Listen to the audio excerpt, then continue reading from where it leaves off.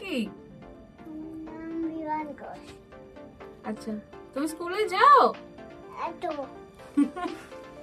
তুমি কার সাথে এসছো এখানে?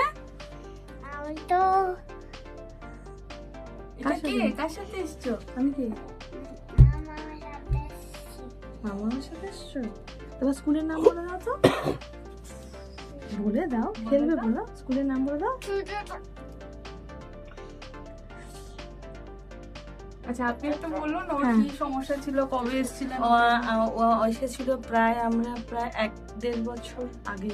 তখন স্কুলেও সবে কিডসিতে পড়তো। তখন ও কিছুই বলতো না, শুধু ABCD 1 2 এইসবই বলতো। ম্যামের কাছে সে ফার্স্ট দাও নাও এটা বলতে শুরু করে।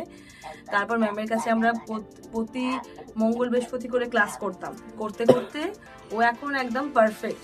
ম্যাম এসে বললো আর লাগবে না, এখন সেই ছেলে LKG থেকে ভালোভাবে পড়াশোনা করেছে, ভালো রেজাল্ট করেছে এবং এখন সে ইউকেজিতে উঠে গেছে এশিয়ানে। মানে ও যথেষ্ট পড়াশোনায় ভীষণ ইমপ্রুভ করেছে, ঠিক আছে। এবং আমার ছেলে ভীষণ দুরন্ত, বসে না, তাকেও মানে ম্যামকে বসিয়ে বুঝিয়ে পড়াতে হতো। ম্যামের কাছে এসে আমরা ভীষণ ভীষণ ভীষণ ভীষণ ভাবে উপকৃত।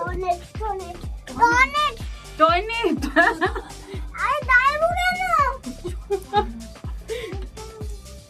কোথায় এখানে টয়লেট নেই। তুই টয়লেট করলে আমি ভিডিও করে নেবো।